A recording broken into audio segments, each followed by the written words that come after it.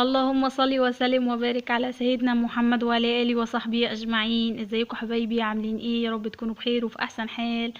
وصفتنا النهارده هتكون وصفه كده حلوه وجميله ولذيذه. هي كيكه الرواني. شايفين قد ايه جميله؟ قلبها من جوه ابيض وطعمها حلو جدا ولونها جميل، وعايزه اقول لكم خفيفه جدا جدا جدا.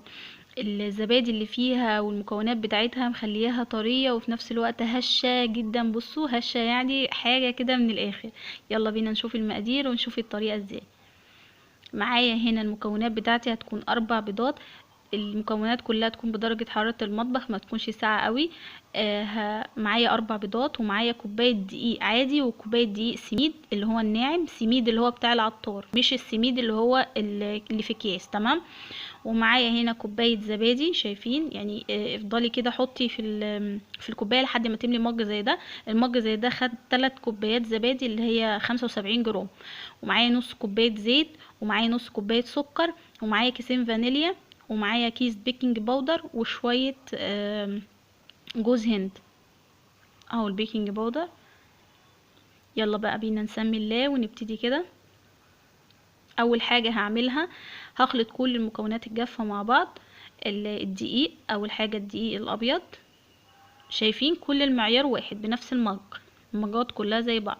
وكوباية دقيق السميد، سميد ناعم مش مضاف ليه اي حاجة. وحطيت هنا جوز الهند، وهحط كيس البيكنج باودر، وهقلب كل المكونات دي مع بعض، وهركنهم كده بقى على جنب، واشتغل في المكونات اللي هي السايله، اللي هي ايه؟ اللي هي الزبادي والزيت والبيض والفانيليا والسكر معاهم علشان يدوب، يعني عشان اضمن ان هو داب كله. تمام. هجيب كده شفشق بتاع الخلاط وهنزل فيه كل المكونات اللي عندي اللي باقيه. البيض 4 بيضات يكونوا حجم وسط. وكوبايه الزبادي، لو عندك لبن رايب ممكن تعملي بيها، هيبقى حلو جدا. ونص كوبايه السكر، وهحط نص كوبايه الزيت. مش هزود سكر فيها لان هي لسه بتتسقي شربات، يعني لسه هنسقيها شربات، فما ينفعش نكتر فيها السكر اكتر من كده. بس اللي حابب يخليها مسكره قوي ممكن يزود عادي، مفيش مشكله. حطيت الفانيليا، حطيت كده حوالي 3 اكياس فانيليا، او لو سايله يبقى معلقه كده من اللي هي الفانيليا السايله. وحطيت هنا الزيت، وهضرب بقى كل المكونات دي كويس جدا في الخلاط. اضربها كويس قوي لحد ما لونها يفتحها عندي خالص اهو. شايفين؟ بصوا لونها فتحها خالص ازاي. هجيبها بقى على المكونات الجافه اللي انا خلطتها على بعض، وخلاص كده هخلطهم بقى مع بعض. شايفين؟ يعني مش بتاخد وقت خالص. المقادير بتاعتها سهله، امشي عليها هضمن لك ان هي هتطلع لك كيكه رواني حلوه جدا ممتازه وناجحه معاكي 100%. جربيها وعلى ضمانتي ان شاء الله تعجبك. هقلب بقى كل المكونات كده مع بعض. بصوا اللون بتاعها جميل ازاي، فاتح. والريحه بتاعته يعني من قبل ما تستوي ريحته حلوه جدا. الزبادي مع الفانيليا مخلي ريحه الخليط حلوه قوي. هقلب بقى كويس جدا. وبعد كده هجيب صينيه بقى هدهنها زيت او زبده، اي ماده دهنيه بس عشان تبقى مش ما تلزقش فيها يعني. او كده تمام. شايفين القوام بتاعه عامل ازاي؟ قوام ما بيبقاش سائل قوي، بيبقى يعني شويه تقيل. اهو هحطها بقى في الصينيه عندي.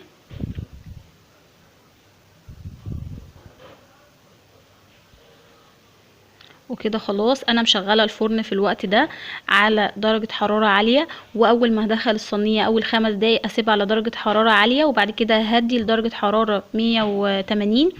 ما بتاخدش وقت معاكي، هي مش زي الكيكه بتاخد وقت، لا بتستوي بسرعه جدا.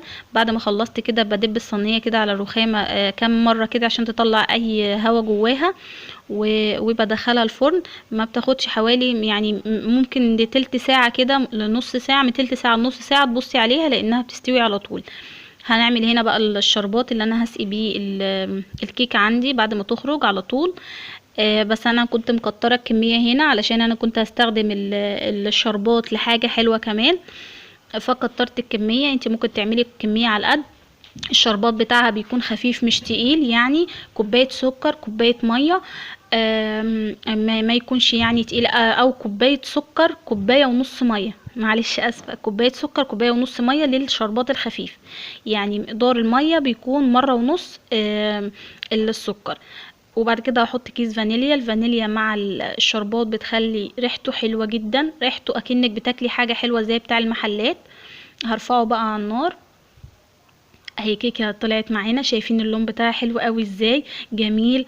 واول ما الشربات كده خلاص عندي، وهي كيكه سخنه وهو الشربات سخن، بحط عليها على طول، بسقيها كويس جدا. على فكره الكيكه عندي بصوا بتتشرب الشربات كله، علشان هي مساماتها مفتوحه فبتتشرب، وده دليل نجاحها. شايفين يعني مجرد ما بحط الشربات بيختفي معايا على طول.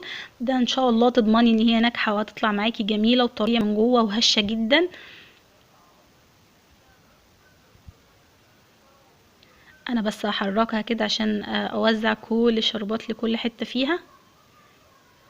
ما تخافيش، مش بتطلع تقيله خالص، بتطلع طعمها حلو والسكر بتاعها معتدل جدا. بس امشي على الطريقه اللي انا قلتلك عليها دي وهي تطلع معاكي ناجحه 100% ان شاء الله. هسيبها تهدى خالص، بعد كده بقى هقطعها.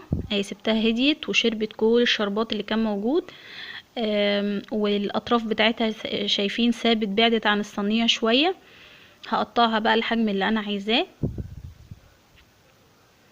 وبرضو هوريكم من جوه شكلها عامل ازاي. شايفين هي طريه جدا، يعني السكينه بصوا بتمشي فيها على طول، هي طريه جدا وهشه قوي من جوه. دليل نجاح اي كيك او اي نوع من الحلويات دي ان هي يبقى القلب بتاعها يكون لونه فاتح، ده دليل على نجاحها. انا هزينها كده عندي بشويه جوز هند كده من على الوش. انتي زينيها بقى باي حاجه انتي حباها، او لو مش عايزه تزينيها خالص، هي طعمها لوحده يعني يغني عن اي حاجه. بس انا كده بس للشكل كده يبقى شكله حلو، فحطيت شويه جوز هند. وكده تمام، وخلصنا احلى صينيه رواني ممكن تاكليها. يعني مستحيل تاكليها في محل او في مكان بره بالطعم والحلاوه دي. بجد والله طعمها حلو جدا، وهتجربوها وهتعرفوا وهتقولولي في الكومنتات ان هي عجبتكم. شايفين اللون بتاعها والجمال واللمعه بتاعتها، شايفين قد ايه جميله وشكلها حلو جدا. تنفع في كل حاجه، يعني انت لو عندك عيد ميلاد، عندك عزومه، ممكن تعمليها وتقدميها، بتبقى شيك جدا وطعمها حلو جدا، وبتبقي ضامنه ان هي تطلع معاكي ناجحه. شايفين لونها حلو قوي ازاي.